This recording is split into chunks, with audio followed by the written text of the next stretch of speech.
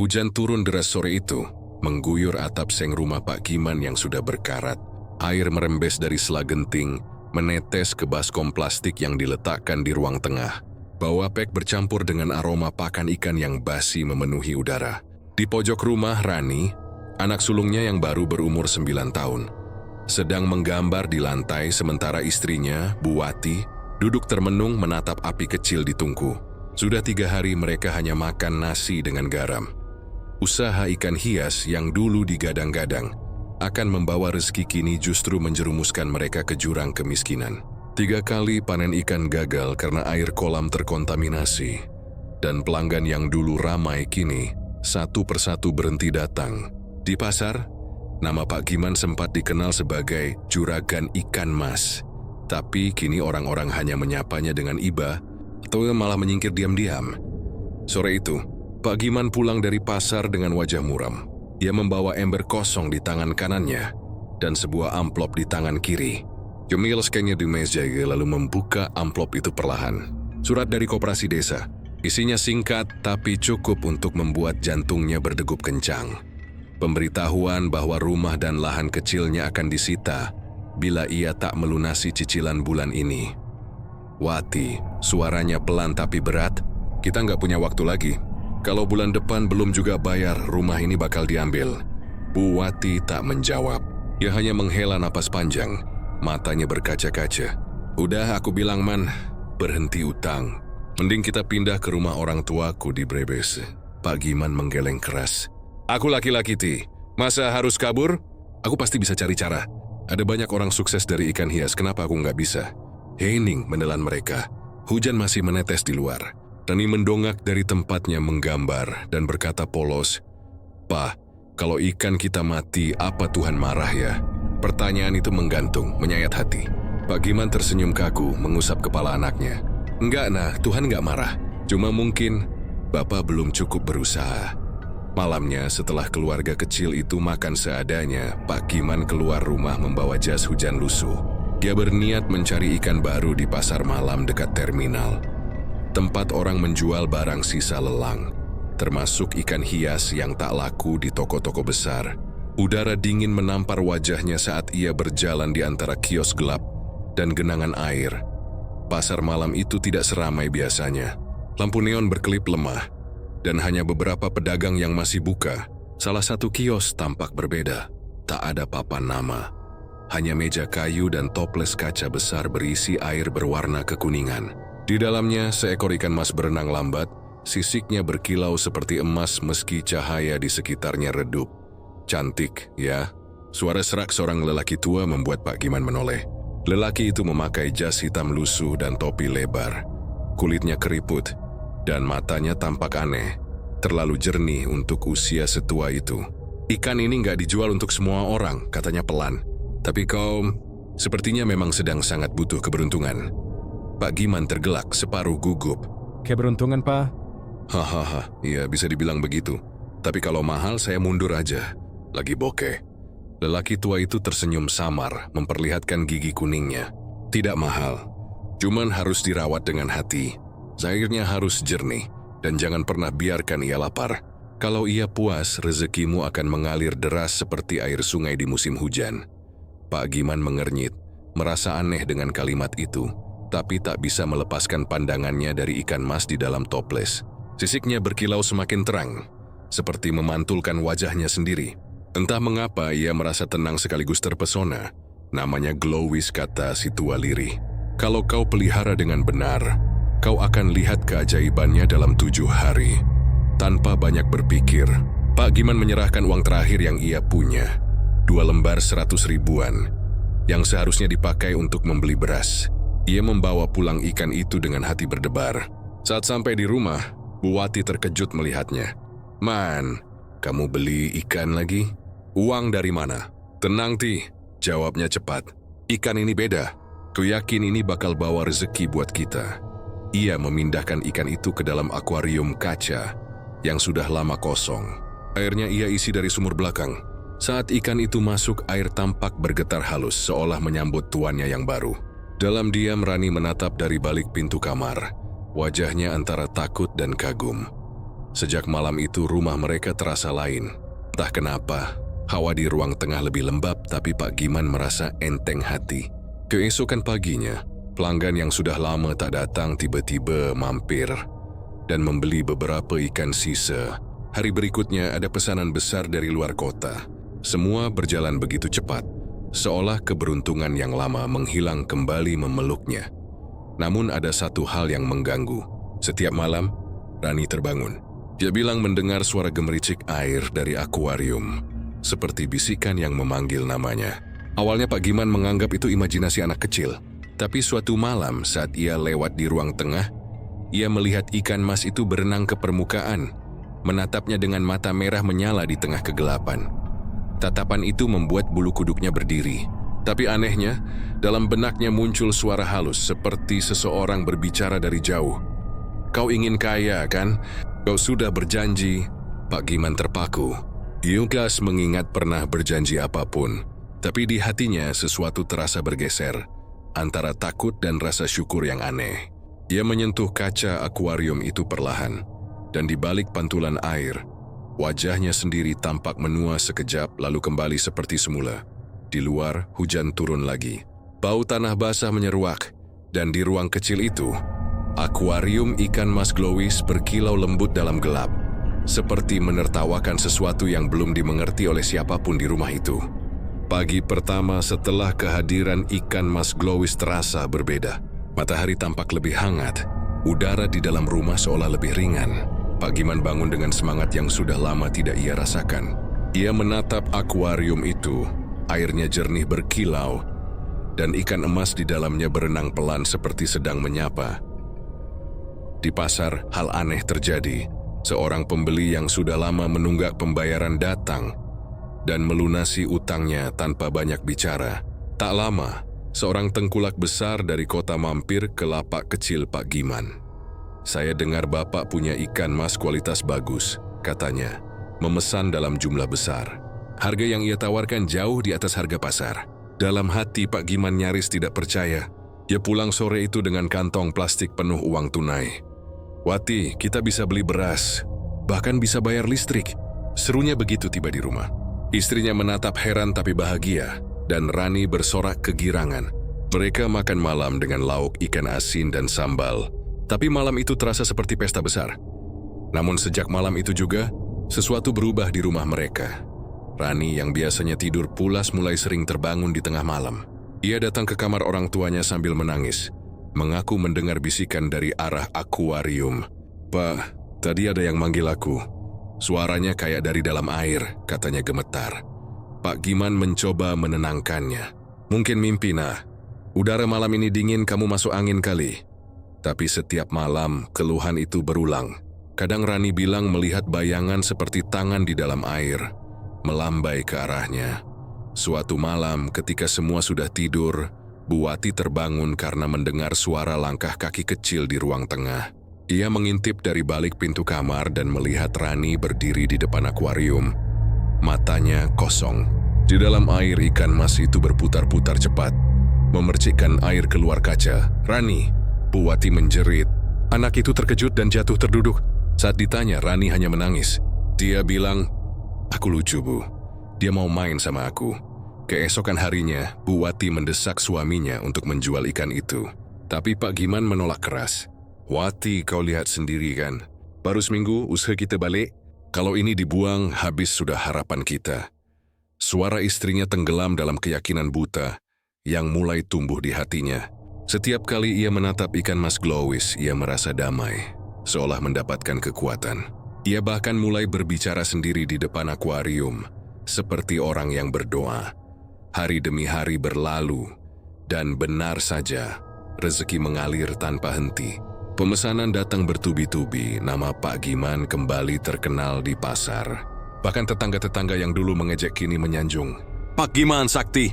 Tangannya dingin, ikannya selalu bagus, begitu bisik orang-orang. Namun semakin besar rezeki yang datang, semakin sering pula kejadian aneh muncul di rumah itu. Setiap kali hujan turun, air dalam akuarium terlihat seperti bergejolak meski rumah tertutup rapat. Kadang muncul bau amis yang menyengat tanpa sebab. Rani makin pucat dan pendiam. Dioya mulai enggan makan, sering melamun menatap air. "Bapak, ikan itu ngomong lagi," katanya suatu malam suaranya lirih. Dia bilang dia haus. Pak Giman menegur keras, "Sudah, jangan ngomong sembarangan. Itu cuma ikan biasa." Tapi setelah berkata begitu, ia sendiri melihat air di akuarium bergetar halus. Dan dari dasar air muncul gelembung-gelembung kecil berbentuk seperti huruf-huruf samar. Ia mendekat dan seolah bisa membaca kata itu. "Bayar." Ia tertegun lama, tapi menepis perasaan itu dengan logika.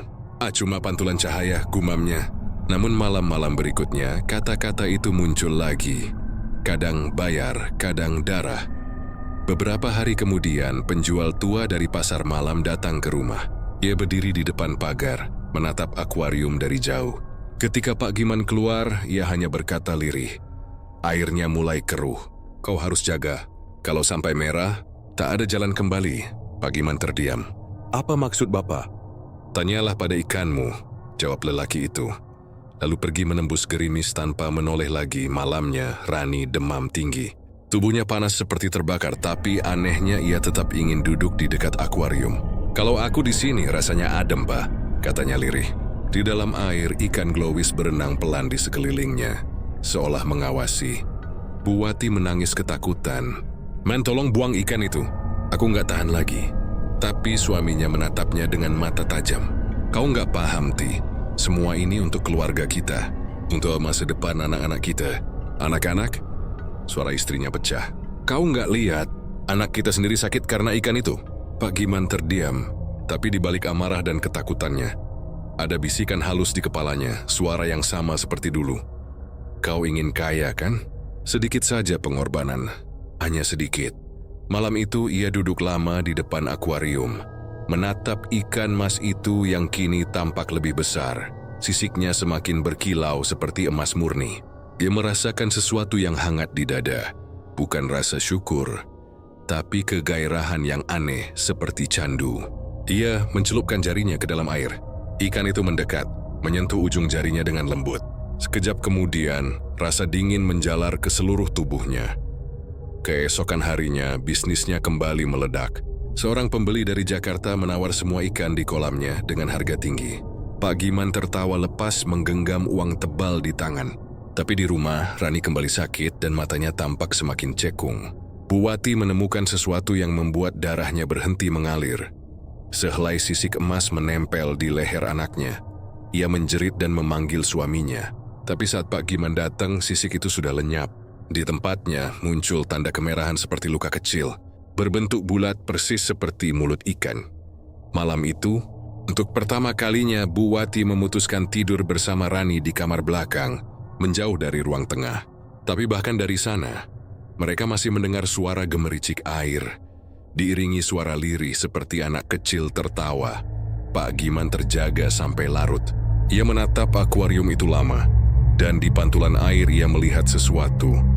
Bukan wajahnya sendiri, melainkan bayangan kecil, seorang anak perempuan dengan rambut basah dan mata kosong, tersenyum kepadanya dari dalam air.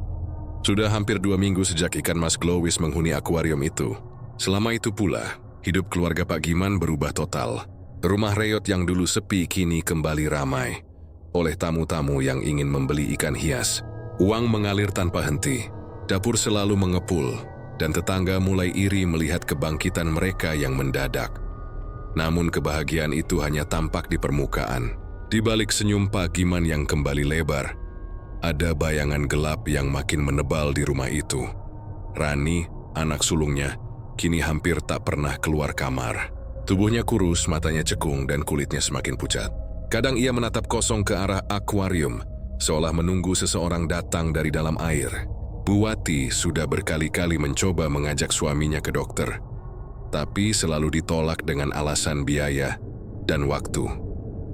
"Rani cuman kecapekan," kata Pak Giman, menepuk pundak istrinya dengan lembut tapi tegas. "Dia bakal sembuh sendiri. Jangan khawatir, Ti. Ikan itu bawa berkah, bukan musibah." Namun malam itu, Bu Wati bangun karena mendengar suara gemericik air. Ia mengintip dari sela pintu kamar. Di ruang tengah, Pak Giman sedang berdiri di depan akuarium sambil berbisik-bisik.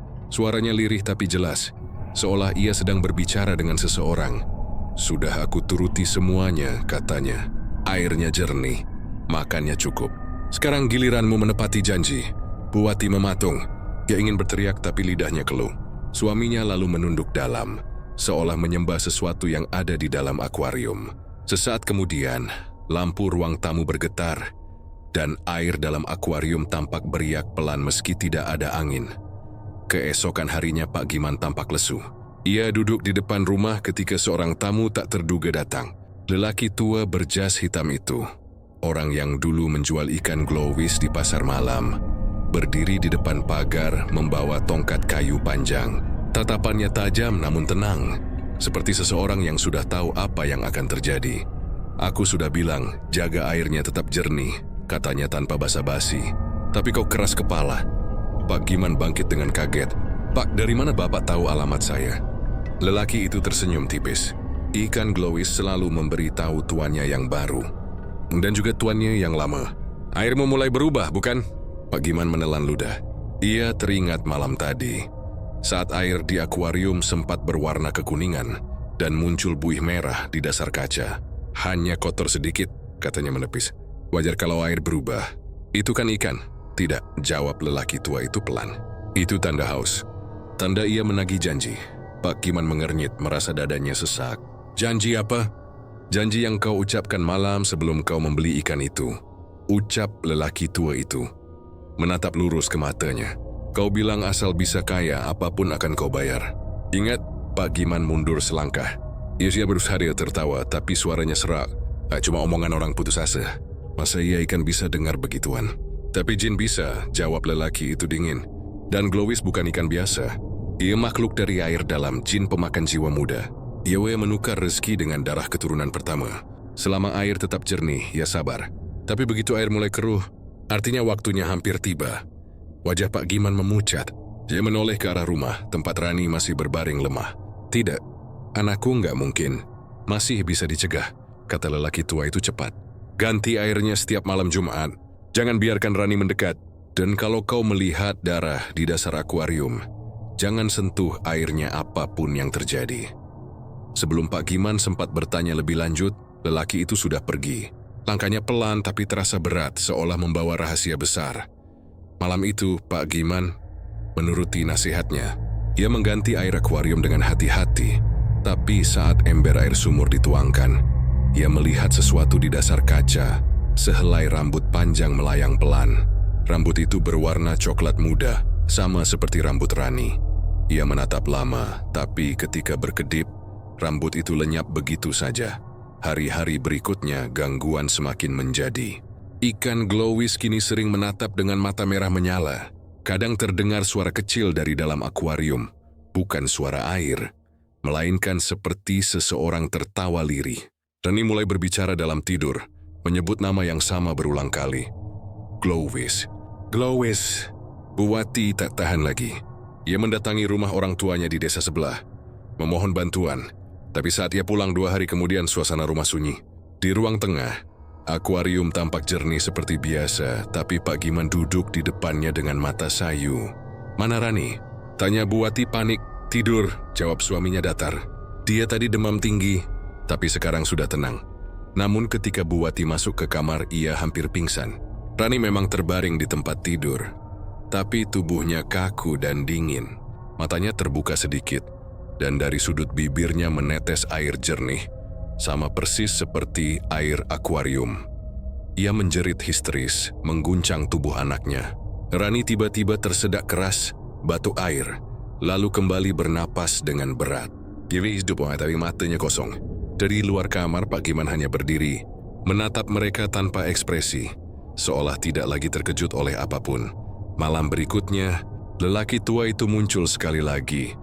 Kali ini di dalam mimpi Pak Giman. Ia berdiri di tepi air hitam yang tenang. Wajahnya setengah tertutup kabut. Sudah terlambat, katanya dengan suara bergema. Ikan itu sudah mengikat jiwanya. Pak Giman terbangun dengan keringat dingin. Dia segera menuju akuarium. Airnya tampak jernih, tapi ada sesuatu yang berkilau di dasar. Selembar pita rambut kecil yang biasa dipakai Rani. Ia berjongkok, hendak mengambilnya. Namun tiba-tiba air di dalam akuarium bergolak keras. Ikan mas glowis muncul ke permukaan. Matanya merah menyala, mulutnya bergerak seperti berbicara. Suara itu tidak terdengar oleh telinga, tapi langsung menusuk ke dalam kepala. Jangan takut, Giman, semua sudah ditukar. Kau tinggal menikmati rezekimu. Pak Giman menjerit dan menjatuhkan ember di tangannya. Ia mundur ke dinding, napasnya memburu. Tapi di tengah ketakutannya, ia tak bisa menahan diri untuk kembali menatap ikan itu. Kilau emasnya begitu indah, begitu menggoda. Dan di pantulan air, ia melihat bayangan Rani sedang tersenyum di dalam akuarium, memanggil pelan, "Bapa."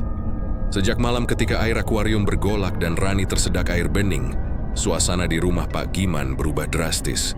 Rumah yang dulu ramai kini terasa dingin dan sunyi. Tak ada lagi tawa kecil dari Rani.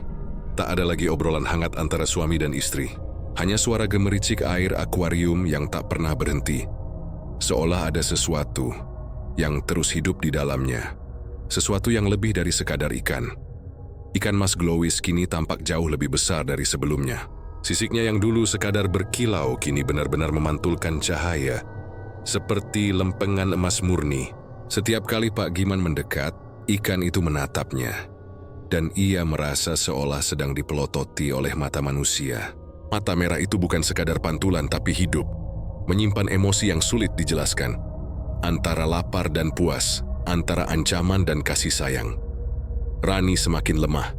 Tubuhnya kurus, kulitnya pucat seperti kapur. Setiap pagi Bu Wati menemukan bercak merah di bantal anaknya. Bukan darah, tapi semacam lendir tipis yang dingin dan berbau amis. Kadang Rani berbicara sendiri dalam tidur, menyebut nama Glowis dengan nada lembut seolah sedang berbicara dengan teman lama. Suatu siang, Bu Wati masuk ke kamar Rani untuk mengganti spray. Saat ia membalik bantal, ia menemukan sisik ikan menempel di bawahnya. Satu sisik besar berwarna emas masih basah. Ia berteriak kaget, lalu berlari ke dapur memperlihatkan temuan itu kepada suaminya. "Lihat ini, Man, dari kamar anak kita." "Apa maksudnya?" Suaranya nyaris histeris. Pak Giman menatap sisik itu. Tapi bukannya takut, ia justru tersenyum samar. "Itu tandanya rezeki kita makin besar, Ti. Glowis sudah memberkati rumah ini." "Memberkati?" Bu Wati hampir menangis. "Anakmu sakit. Rumah kita penuh hal aneh dan kamu masih bilang itu berkah."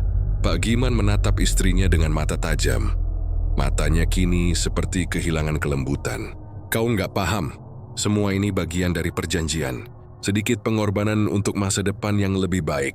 Kalau kau terus melawan, semua bisa hilang." Kalimat itu membuat darah Bu Wati membeku. "Perjanjian apa, Man? Apa yang kamu lakukan?" Namun Pak Giman hanya diam, lalu berbalik dan menatap akuarium. Ikan mas itu berenang pelan ke arahnya seolah tahu bahwa namanya sedang dibicarakan. Dia mengangkat tangannya dan menyentuh kaca akuarium itu perlahan. Air di dalamnya bergolak sebentar. Dan sesaat kemudian permukaan air memantulkan wajah Rani yang tersenyum samar. Hari-hari berikutnya, Rani mulai menunjukkan perilaku aneh. Ia sering berdiri di depan akuarium selama berjam-jam tanpa bergerak. Kadang mulutnya bergerak pelan, mengikuti gerakan mulut ikan glowis. Pernah suatu pagi Bu Wati melihat Rani memasukkan tangannya ke dalam air tanpa ragu. Dan ikan itu melingkari tangannya seperti ular. Saat Bu Wati menjerit dan menariknya, tangannya dingin seperti baru direndam es. "Dia nggak jahat, Bu," kata Rani pelan, menatap ibunya dengan mata kosong. "Dia cuma haus." Dia bilang, "Bapak janji bakal kasih minum." "Minum apa, Nah?" tanya Bu Wati menahan gemetar. Rani hanya tersenyum. "Darah." Sejak itu Bu Wati hampir tak tidur. Dia menyalakan lampu setiap malam dan duduk di dekat Rani sambil membaca doa yang ia hafal. Tapi setiap kali ia mengucap ayat, air akuarium bergolak halus dan ikan glowis berenang cepat, seolah marah. Kadang ia mendengar bisikan samar dari arah air, seperti suara anak kecil tertawa di bawah permukaan. Pak Giman semakin tak terkendali. Ia tak lagi mau mendengarkan Bu Wati. Ia bicara sendiri, tertawa sendiri, dan seringkali duduk di depan akuarium sampai subuh. Tatapannya kosong, tapi bibirnya terus berkomat kamit. Di luar rumah, orang-orang mulai berbisik. "Pak Giman berubah," kata tetangga. Matanya kosong, senyumnya menakutkan. Suatu malam Bu Wati terbangun karena mendengar suara air tumpah. Diri ke ruang tengah dan melihat sesuatu yang membuatnya menjerit. Rani berdiri di depan akuarium. Air mengalir dari tangan dan bajunya. Rambutnya meneteskan air bening. Di dalam akuarium, ikan glowis berenang liar, memercikan air ke seluruh ruangan. Rani, apa yang kamu lakukan? Bu Wati menarik anaknya ke belakang. Rani menatapnya dengan senyum aneh. Dia bilang dia mau masuk, Bu. Katanya aku sudah siap. Tiba-tiba Pak Giman muncul dari kamar, matanya merah, suaranya datar. Biarkan Ti. Kalau ini memang jalannya, jangan ganggu. Bu Wati menatap suaminya tak percaya. Kau gila, Man. Itu anak kita. Namun sebelum ia sempat menarik Rani lebih jauh, akuarium bergetar keras, kaca retak, dan air memancar keluar seperti disedot dari dalam. Ikan glowis meloncat tinggi. Sisiknya menyala terang seperti bara. Rani menjerit, tapi bukan jerit ketakutan, melainkan seperti jerit kegembiraan. Air itu jatuh kembali, dan seketika semua menjadi sunyi.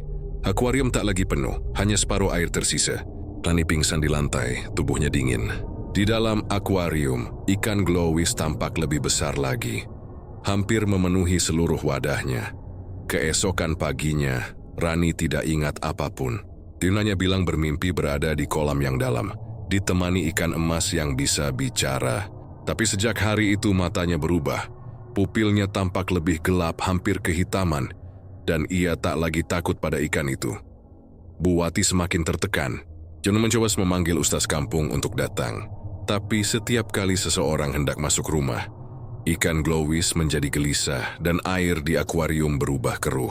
Salah satu ustaz bahkan langsung keluar dengan wajah pucat, berkata, "Ada makhluk besar di dalam sana. Airnya bukan air dunia."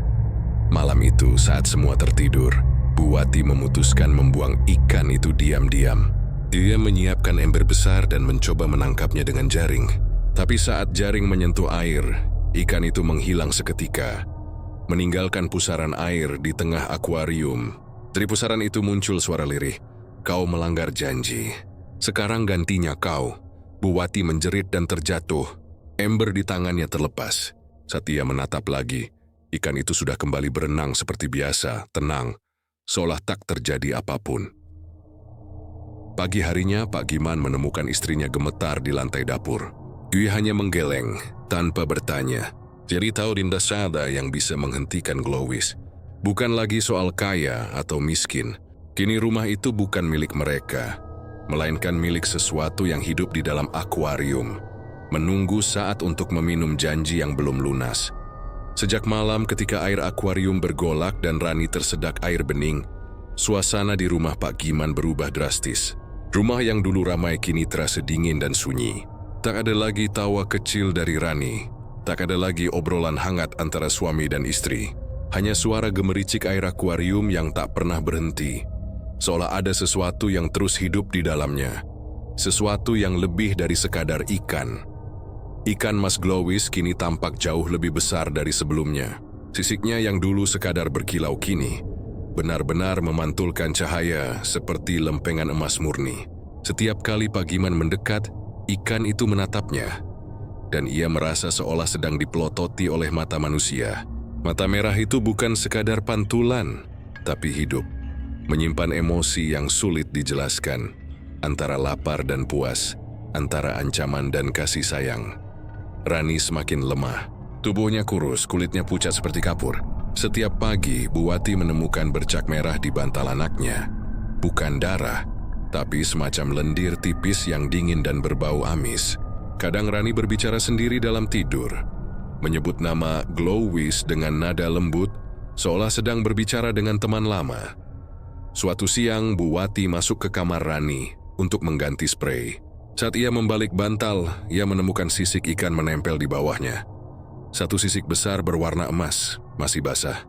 Ia berteriak kaget, lalu berlari ke dapur memperlihatkan temuan itu kepada suaminya.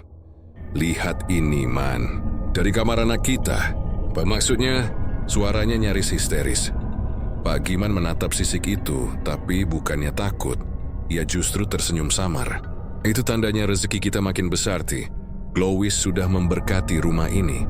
"Memberkati?" Bu Wati hampir menangis. "Anakmu sakit. Rumah kita penuh hal aneh dan kamu masih bilang itu berkah." Pak Giman menatap istrinya dengan mata tajam. Matanya kini seperti kehilangan kelembutan. Kau nggak paham. Semua ini bagian dari perjanjian. Zurisi pengorbanan ini untuk Masim the Passing Glavistaisku. Kalau kau terus melawan, semua bisa hilang. Kalimat itu membuat darah Buwati membeku. Perjanjian apa, Man? Apa yang kamu lakukan? Namun Pak Giman hanya diam, lalu berbalik dan menatap akuarium. Ikan mas itu berenang pelan ke arahnya, seolah tahu bahwa namanya sedang dibicarakan. Dia mengangkat tangannya dan menyentuh kaca akuarium itu perlahan. Air di dalamnya bergolak sebentar, dan sesaat kemudian permukaan air memantulkan wajah Rani yang tersenyum samar. Hari-hari berikutnya, Rani mulai menunjukkan perilaku aneh. Ia sering berdiri di depan akuarium selama berjam-jam tanpa bergerak. Kadang mulutnya bergerak pelan, mengikuti gerakan mulut ikan glowis. Pernah suatu pagi Buwati melihat Rani memasukkan tangannya ke dalam air tanpa ragu, dan ikan itu melingkari tangannya seperti ular. Saat Buwati menjerit dan menariknya, tangannya dingin seperti baru direndam es. Dia nggak jahat, Bu, kata Rani pelan, menatap ibunya dengan mata kosong. Dia cuma haus. Dia bilang bapak janji bakal kasih minum. Minum apa, nah? Tanya Buwati menahan gemetar. Rani hanya tersenyum. Derah. Sejak itu Buwati hampir tak tidur. Ia menyalakan lampu setiap malam dan duduk di dekat Rani sambil membaca doa yang ia hafal. Tapi setiap kali ia mengucap ayat, air akuarium bergolak halus dan ikan glowis berenang cepat, seolah marah. Kadang ia mendengar bisikan samar dari arah air, seperti suara anak kecil tertawa di bawah permukaan. Pak Giman semakin tak terkendali. Dia tak lagi mau mendengarkan Buwati. Ia bicara sendiri, tertawa sendiri, dan seringkali duduk di depan akuarium sampai subuh. Tatapannya kosong tapi bibirnya terus berkomat-kamit. Di luar rumah, orang-orang mulai berbisik. Pak Giman berubah, kata tetangga. Matanya kosong, senyumnya menakutkan. Suatu malam Buwati terbangun karena mendengar suara air tumpah. Ia berlari ke ruang tengah dan melihat sesuatu yang membuatnya menjerit. Rani berdiri di depan akuarium. Air mengalir dari tangan dan bajunya, rambutnya meneteskan air bening. Di dalam akuarium, ikan glowis berenang liar, memercikan air ke seluruh ruangan. Rani, apa yang kamu lakukan? Buwati menarik anaknya ke belakang. Rani menatapnya dengan senyum aneh. Dia bilang dia mau masuk, Bu. Katanya aku sudah siap. Tiba-tiba Pak Giman muncul dari kamar, matanya merah, suaranya datar. Biarkan, Ti. Kalau ini memang jalannya, jangan ganggu. Buwati menatap suaminya tak percaya. Kau gila, man.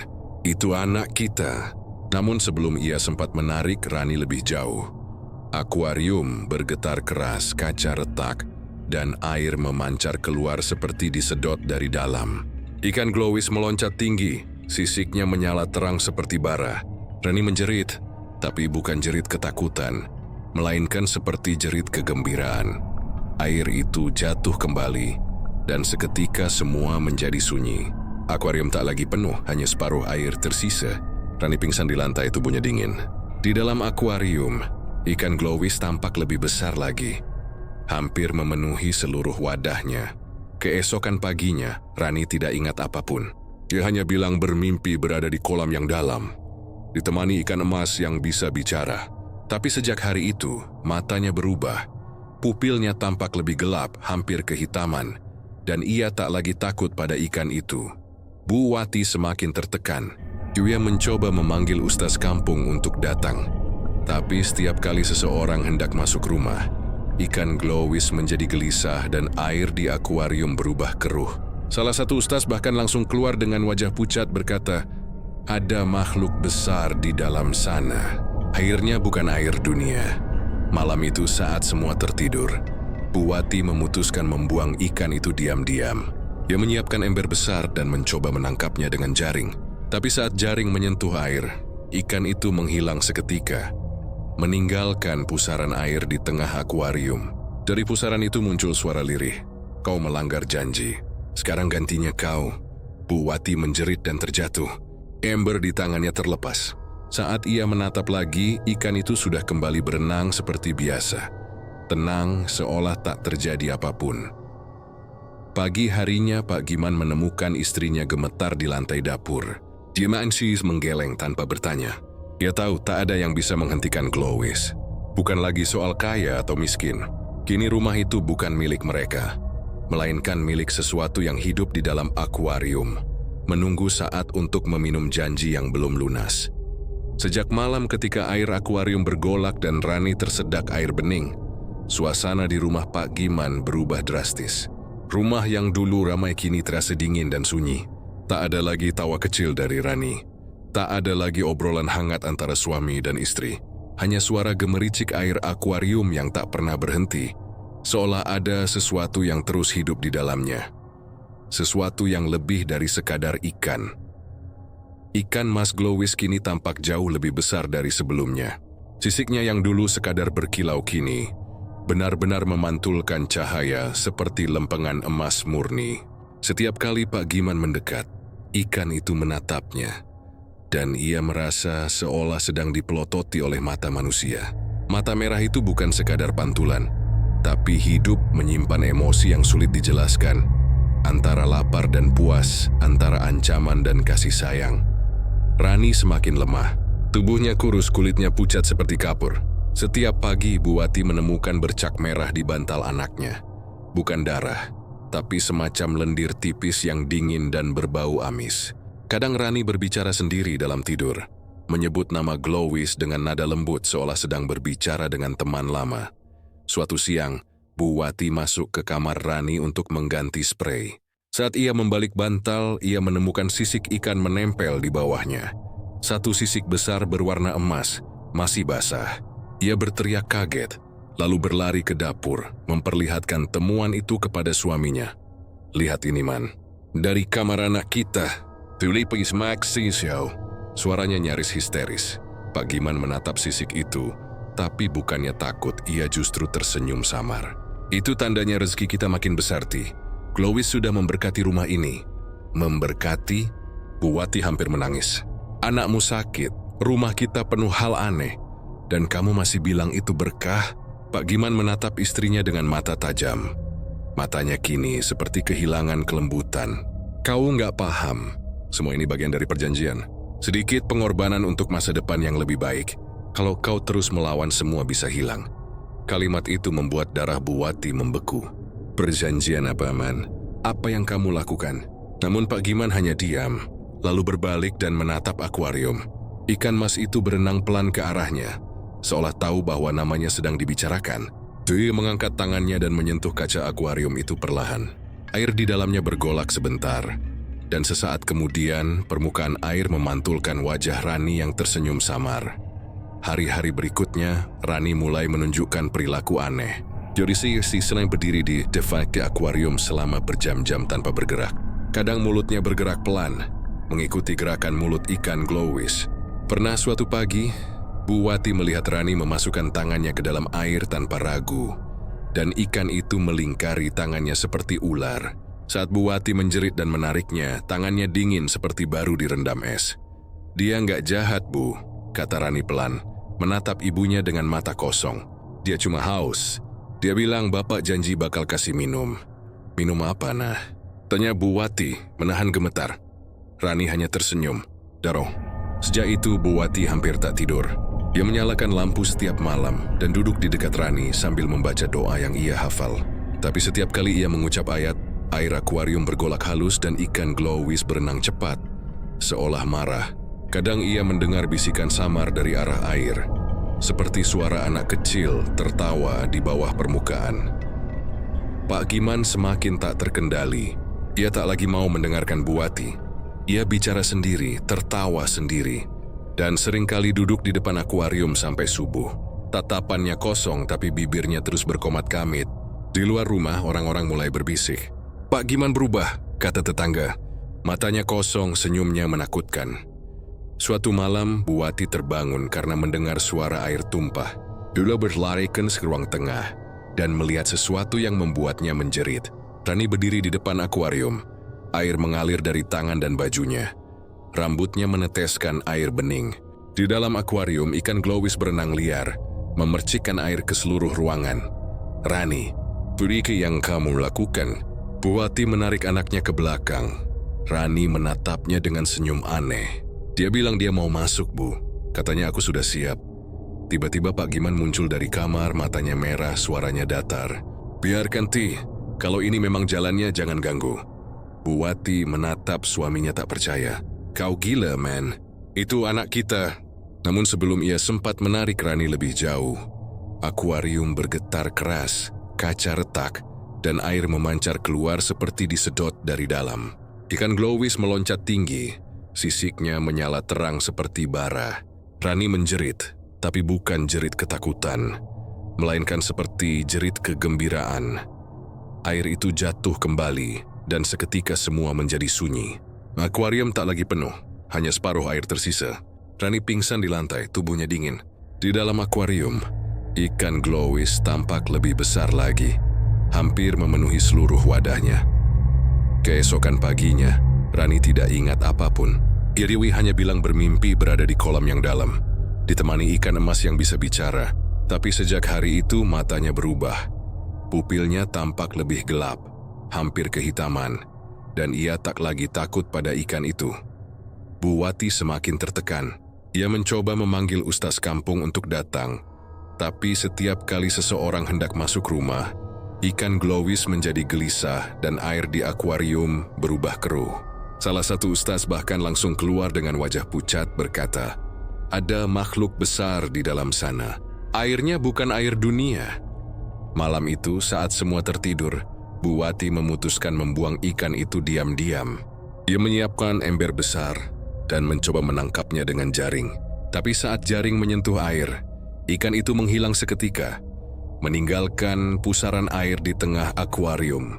Dari pusaran itu muncul suara lirih, "Kau melanggar janji, sekarang gantinya kau." Bu Wati menjerit dan terjatuh. Ember di tangannya terlepas. Saat ia menatap lagi, ikan itu sudah kembali berenang seperti biasa, tenang, seolah tak terjadi apapun. Pagi harinya, Pak Giman menemukan istrinya gemetar di lantai dapur. Dia hanya menggeleng tanpa bertanya. Ia tahu tak ada yang bisa menghentikan glowis. Bukan lagi soal kaya atau miskin. Kini rumah itu bukan milik mereka, melainkan milik sesuatu yang hidup di dalam akuarium, menunggu saat untuk meminum janji yang belum lunas. Beberapa minggu setelah malam ritual itu, desa Karangjati tidak lagi sama. Rumah Bu Wati yang dulunya terletak di ujung jalan kini dikelilingi gosip dan ketakutan. Orang-orang jarang lewat di depan rumah itu. Mereka bilang setiap malam terdengar suara gemericik air dan tawa anak kecil yang menyanyi. Dari dalam reruntuhan rumah yang setengah hancur, Bu Wati masih hidup, tapi tidak lagi berbicara.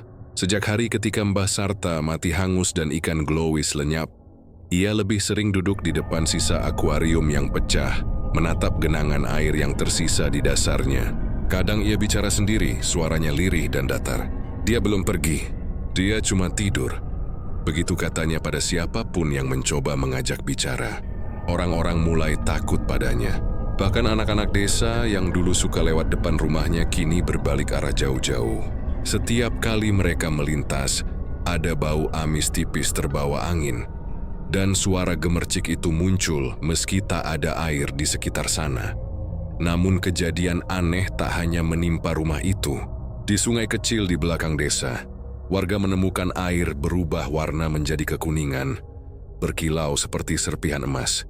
Ikan-ikan kecil mengambang di permukaan. Sebagian tubuhnya membusuk, sebagian lagi tampak berlapis sisik emas. Saat disentuh, sisik itu menempel di kulit dan sulit dilepaskan. Beberapa hari kemudian, orang yang menyentuh air itu mulai jatuh sakit. Tubuhnya lemas, kulitnya pucat, dari pori-porinya keluar bau anyir. Salah satu korban pertama adalah Sutris, tetangga Bu Wati. Ia dikenal suka memelihara ikan di rumahnya. Setelah mendengar kabar air emas itu, ia diam-diam mengambil seember air sungai dan menuangkannya ke kolam ikannya sendiri. 2 hari kemudian ikan-ikannya tumbuh besar dan mengilap seperti emas. Tapi malam berikutnya, istrinya mendapati Sutris berdiri di tepi kolam, tertawa pelan sambil memasukkan tangannya ke dalam air. Esok paginya, yang tersisa hanyalah tubuhnya yang terapung di kolam, dengan kulit yang terkelupas dan mata terbuka lebar. Menatap ke langit, desa menjadi heboh. Kepala dusun memerintahkan agar sungai ditutup. Tapi setiap malam, air itu kembali mengalir sendiri. membawa cahaya samar yang berkilau di kegelapan. Orang-orang menyebutnya air pesugihan yang menular. Sementara itu, Bu Wati mulai sering bermimpi. Dalam tidurnya, ia selalu melihat Rani berdiri di bawah air, tersenyum. Rambut anaknya melayang lembut di dalam air, dan di belakangnya, ikan glowis berenang pelan mengitari tubuhnya. "Bu," kata Rani dalam mimpi itu, "airnya nggak berhenti di sini. Mereka datang karena haus.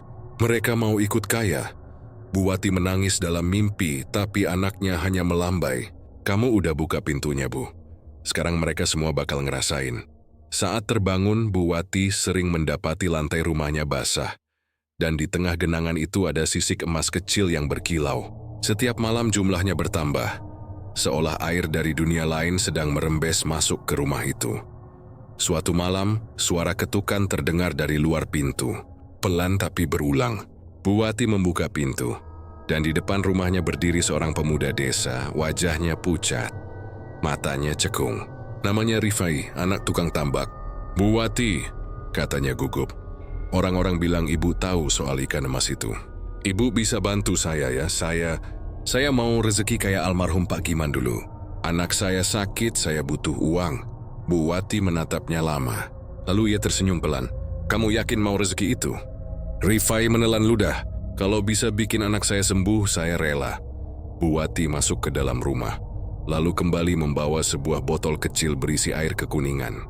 "Ambil ini," katanya. "Campur ke kolammu malam Jumat. Tapi ingat, jangan sampai ada darah jatuh ke air. Kalau itu terjadi, yang kamu cintai bakal diambil." Pemuda itu mengangguk lalu pergi membawa botol itu dengan tangan gemetar. Malam Jumat pun tiba. Di rumah Rifai, semua berjalan sesuai rencana. Ia menuang air dari botol ke kolamnya. Dalam hitungan menit, air kolamnya berubah menjadi jernih dan berkilau. Ikan-ikannya meloncat riang, dan di permukaannya muncul semburat cahaya emas. Rifai tertawa kegirangan. "Ini berhasil. Ini benar-benar berhasil," katanya. Namun saat ia hendak meninggalkan kolam, anaknya yang kecil, Rani, ironisnya juga bernama sama, terpeleset di dekat tepi kolam. Lututnya luka, darah menetes ke air. Dalam sekejap air kolam mendidih. Suara tawa kecil bergema, sama seperti yang dulu didengar Bu Wati. Rifai berlari ke arah anaknya, tapi dari kolam itu muncul bayangan besar. Dua mata merah menyala dari air, menatapnya dengan tatapan lapar. Kyoya menjerit sih, tapi tubuhnya tertarik ke dalam air. Disusul suara cipratan keras. Ketika istrinya datang, kolam itu sudah kosong. Hanya gelembung dan bau amis yang menggantung di udara. Anak kecil itu menangis keras sambil menunjuk ke air. "Ayah diseret ikan, Bu. Tapi ikannya kayak manusia." Kabar itu menyebar cepat. Orang-orang mulai yakin bahwa pesugihan ikan glowis telah bangkit lagi. Tapi kali ini, tidak hanya di rumah Giman, melainkan menular lewat air ke seluruh desa. Malam-malam berikutnya, warga mulai mendengar suara gemericik di parit dan sumur. Kadang muncul gelembung kecil. Kadang terlihat sisik emas melintas di air lalu hilang. Setiap rumah yang mencoba menutup sumurnya selalu gagal. Airnya kembali muncul, dan setiap kali air itu disentuh, muncul rasa dingin luar biasa, seperti menyentuh tubuh orang mati. Bu Wati menjadi pusat ketakutan. Warga datang menemuinya, menuduhnya sebagai pembawa kutukan. Mereka memaksa membakar rumahnya. Tapi saat api mulai dinyalakan, hujan tiba-tiba turun deras hanya di sekitar rumah itu, seolah langit sendiri menolak. Dari sela hujan, suara tawa anak-anak terdengar menggema. Ketika api padam, warga melihat sesuatu yang membuat mereka lari ketakutan. Dari pecahan akuarium di dalam rumah, air meluap perlahan, naik ke lantai lalu merambat ke dinding. Di dalam air itu tampak bayangan Bu Wati berdiri bersama anaknya, memegang tangan ikan glowis yang kini sebesar manusia dewasa, tubuhnya berlapis sisik emas. Mereka semua tersenyum ke arah luar. Dan ketika salah satu warga memberanikan diri menatap lebih dekat, bayangan itu berkata dengan suara serak tapi jelas, "Rezeki datang dari air, tapi air selalu menagih balik. Satu jiwa untuk setiap keinginan." Malam itu, hujan tak berhenti hingga subuh. Saat pagi tiba, rumah Bu Wati lenyap. Hanya tersisa kolam besar di tempatnya berdiri. Airnya berkilau keemasan, dan di tengahnya tampak sesuatu bergerak pelan. Seekor ikan besar, matanya merah, Sisiknya menyala seperti logam cair. Sejak itu, tak ada yang berani mendekat ke sana. Tapi kadang ketika malam gelap tanpa bulan, terdengar suara perempuan memanggil pelan dari arah kolam itu. "Rani, sudah waktunya makan." Pagi itu udara terasa berat seolah seluruh rumah diselimuti kabut duka. Setelah malam penuh kekacauan, sunyi kini menggantung di setiap sudut ruang. Tidak ada lagi suara tangis, tidak ada suara ikan yang bergerak di air, tidak ada pula langkah kaki kecil Rani yang biasa berlari-lari di koridor rumah. Hanya ada Pak Giman yang duduk di lantai, memeluk lututnya sambil menatap kosong ke arah akuarium. Matanya merah, wajahnya pucat, dan bibirnya terus bergetar tanpa suara yang jelas. Akuarium di hadapannya tampak bersih, airnya bening kembali seperti semula. Namun yang membuat bulu kuduk berdiri, ikan mas glowis itu sudah tak ada. Tidak ada bangkai, tidak ada sisa-sisa sirip, bahkan tidak ada tanda air bergolak seperti habis ada perkelahian di dalamnya. Yang tersisa hanyalah sebuah pita rambut kecil, berwarna merah muda milik Rani, yang melayang pelan di dalam air seolah menari dalam kesunyian. Burina terisak di pojok ruangan, tubuhnya masih menggigil. Ustaz Karim yang semalam mencoba menghentikan ritual pemutusan pesugihan itu, kini terbaring tak sadarkan diri di ruang depan. Luka di lengannya akibat gigitan ikan itu masih berdarah, dan di sekitarnya tampak bekas gosong seperti terbakar sesuatu yang tak terlihat. Semua perabot di ruang tamu berantakan. Lilin-lilin ritual yang sempat menyala kini meleleh sampai ke lantai, meninggalkan aroma aneh seperti darah dan dupa bercampur. "Rani, anakku, di mana anakku?" Suara Pak Giman akhirnya keluar, parau dan retak. Tidak ada jawaban. Ia bangkit perlahan, berjalan mendekati akuarium. Tangannya gemetar ketika menyentuh kaca, dan suhu dinginnya menusuk tulang. Ia ingin menguras air, mencari kemungkinan kalau anaknya bersembunyi di suatu tempat. Namun setiap kali tangannya menyentuh air, muncul getaran halus yang membuat kaca berdesir. Peri itu tampak hidup, beriak kecil seolah menolak disentuh. "Pa, jangan." Burina menahan, tapi suaminya tak mendengar. Ia tetap menunduk dan menatap ke dalam air dengan tatapan kosong. Dan di sanalah, di dasar kaca, ia melihat sesuatu yang membuat napasnya tertahan, bayangan Rani. Wajah kecil itu menatap balik dari dalam air, dengan senyum samar yang menyayat hati. Rambutnya melayang lembut di dalam arus, matanya sayu tapi damai. Ia menggerakkan bibirnya perlahan, seolah ingin berbicara, namun tak ada suara yang keluar. Hanya suara gemericik kecil seperti bisikan dari dasar air. "Ayah, jangan menyesal." Pak Giman menjerit dan menghantam kaca akuarium dengan tangan kosong. Kaca tidak pecah, tapi darah mengalir dari buku jarinya. Dari dalam air, bayangan Rani lenyap perlahan, tergantikan pantulan wajahnya sendiri yang hancur oleh rasa bersalah. Ia terjatuh memeluk tubuhnya, sementara Burina histeris menjerit, mencoba menariknya menjauh. Tak lama kemudian, Ustaz Karim tersadar. Dengan langkah tertatih, ia mendekati mereka. "Pak Giman, semua sudah terjadi. Ikan itu telah mengambil haknya. Ia tak akan berhenti sampai keturunan pertama itu menjadi miliknya." "Tidak," teriak Pak Giman, matanya liar. "Aku bisa tukar. Aku akan kasih semuanya. Uangku, nyawaku, apa saja." Ustaz Karim menatapnya dengan iba. "Kau tak bisa menawar sesuatu yang sudah kau bayar dengan darah." Suasana rumah menjadi beku. Di luar, hujan mulai turun deras mengguyur genteng dan jendela. Di setiap denting air hujan, seperti ada bisikan samar-samar menyebut nama Rani berulang kali. Malam harinya, polisi dan warga datang setelah mendengar jeritan. Namun saat mereka memasuki rumah itu, mereka hanya menemukan akuarium besar yang berdiri megah di ruang tengah. Airnya jernih, dan di dalamnya kini tampak seekor ikan mas berwarna emas menyala, berenang dengan tenang. Tidak ada jejak darah, tidak ada tanda perlawanan, dan tak ada anak kecil dimanapun. Pak Giman duduk di depan akuarium itu, wajahnya tanpa ekspresi. Ia tidak bicara sepatah kata pun. Ketika polisi bertanya, ia hanya tersenyum tipis dan berkata lirih, Rani sekarang bahagia. Dia sudah di tempat yang seharusnya. Namun yang paling menyeramkan, setiap kali seseorang menatap ke dalam akuarium itu terlalu lama, mereka mengaku melihat bayangan anak kecil yang melambaikan tangan dari dalam air. Kadang tersenyum, kadang menangis. Hari-hari berlalu dan keluarga Giman menghilang dari desa. Rumah mereka dibiarkan kosong. Hanya sesekali ada pedagang ikan yang lewat mengaku mendengar suara tangisan dari dalam.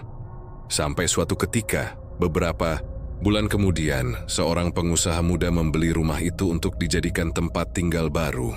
Dia menemukan akuarium besar itu di ruang tengah. Masih berisi air jernih dan seekor ikan mas emas yang cantik. Indah sekali, katanya pada istrinya. Kita rawat saja, sayang, katanya ikan emas pembawa hoki. Malam pertama mereka di rumah, itu sang istri terbangun mendengar suara ketukan dari arah ruang tamu. Dia turun mendekat dan melihat sesuatu di dalam akuarium. Bukan ikan, melainkan bayangan seorang anak perempuan kecil dengan rambut panjang, melambai perlahan dari dalam air. Dan dari dasar kaca akuarium, samar-samar muncul tulisan yang belum pernah ada sebelumnya, seperti tergores dari dalam. Tumbal sudah diambil, tapi hausnya tak pernah padam. Angin berhembus pelan dari celah jendela, membuat air di akuarium bergelombang lembut. Ikan mas glowis berenang perlahan, sisiknya berkilau keemasan dalam gelap, seolah tersenyum puas. Rumah itu kembali hidup, namun bukan kehidupan yang manusia kenal. Setiap malam, ada tawa kecil yang terdengar dari dalam air, menandakan satu hal yang pasti, Glowis masih lapar. Pagi itu udara terasa berat, seolah seluruh rumah diselimuti kabut duka. Setelah malam penuh kekacauan, sunyi kini menggantung di setiap sudut ruang. Tidak ada lagi suara tangis, tidak ada suara ikan yang bergerak di air. Tidak ada pula langkah kaki kecil Rani yang biasa berlari-lari di koridor rumah. Hanya ada Pak Giman yang duduk di lantai, memeluk lututnya sambil menatap kosong ke arah akuarium. Matanya merah, wajahnya pucat dan bibirnya terus bergetar tanpa suara yang jelas. Akuarium di hadapannya tampak bersih, airnya bening kembali seperti semula. Namun yang membuat bulu kuduk berdiri, ikan mas glowis itu sudah tak ada. Tidak ada bangkai, tidak ada sisa-sisa sirip, bahkan tidak ada tanda air bergolak seperti habis ada perkelahian di dalamnya. Yang tersisa hanyalah sebuah pita rambut kecil berwarna merah muda, milik Rani, yang melayang pelan di dalam air seolah menari dalam kesunyian. Burina terisak di pojok ruangan, tubuhnya masih menggigil. Ustaz Karim, yang semalam mencoba menghentikan ritual pemutusan pesugihan itu, kini terbaring tak sadarkan diri di ruang depan.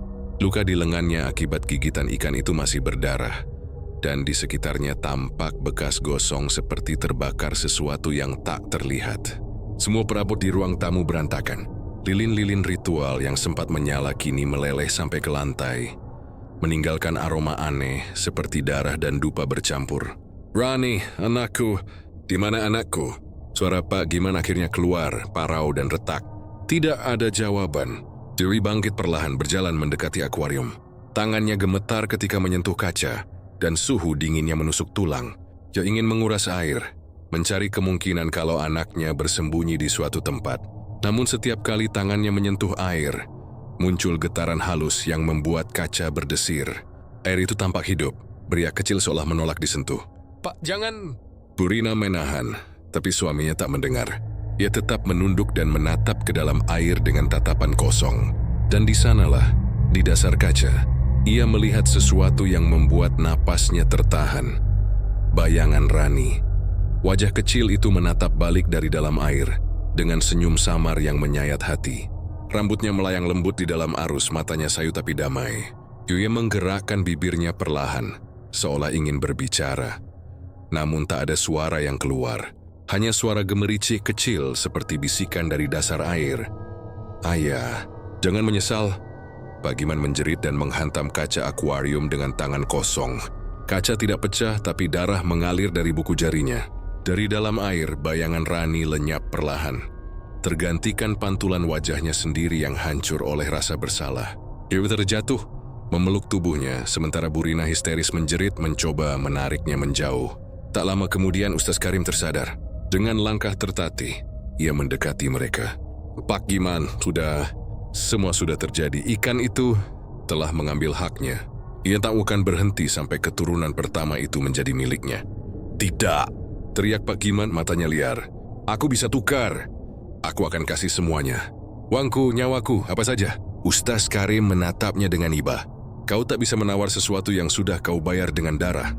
Suasana rumah menjadi beku. Di luar, hujan mulai turun deras mengguyur genteng dan jendela. Di setiap denting air hujan, seperti ada bisikan samar-samar, menyebut nama Rani berulang kali. Semalam harinya, polisi dan warga datang setelah mendengar jeritan.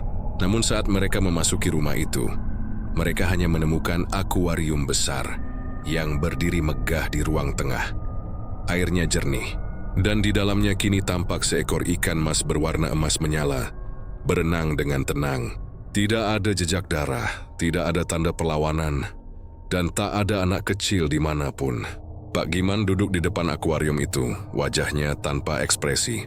Ia tidak bicara sepatah kata pun. Ketika polisi bertanya, ia hanya tersenyum tipis dan berkata lirih, "Rani sekarang bahagia. Dia sudah di tempat yang seharusnya." Namun yang paling menyeramkan, setiap kali seseorang menatap ke dalam akuarium itu terlalu lama, mereka mengaku melihat bayangan anak kecil yang melambaikan tangan dari dalam air. Kadang tersenyum, kadang menangis. Hari-hari berlalu dan keluarga Giman menghilang dari desa. Rumah mereka dibiarkan kosong. Hanya sesekali ada pedagang ikan yang lewat mengaku mendengar suara tangisan dari dalam. Sampai suatu ketika, beberapa bulan kemudian, seorang pengusaha muda membeli rumah itu untuk dijadikan tempat tinggal baru. Ia menemukan akuarium besar itu di ruang tengah. Masih berisi air jernih dan seekor ikan mas emas yang cantik. "Indah sekali," katanya pada istrinya. "Kita rawat saja sayang." Katanya ikan emas pembawa hoki. Malam pertama mereka di rumah itu, sang istri terbangun mendengar suara ketukan dari arah ruang tamu. Iri turun mendekat dan melihat sesuatu di dalam akuarium. Bukan ikan, melainkan bayangan seorang anak perempuan kecil dengan rambut panjang, melambai perlahan dari dalam air. Dan dari dasar kaca akuarium, samar-samar muncul tulisan yang belum pernah ada sebelumnya. Seperti tergores dari dalam. Tumbal sudah diambil, tapi hausnya tak pernah padam. Angin berhembus pelan dari celah jendela, membuat air di akuarium bergelombang lembut. Ikan mas glowis berenang perlahan, sisiknya berkilau keemasan dalam gelap. Seolah tersenyum puas, rumah itu kembali hidup, namun bukan kehidupan yang manusia kenal. Setiap malam ada tawa kecil yang terdengar dari dalam air, menandakan satu hal yang pasti. Glowis masih lapar,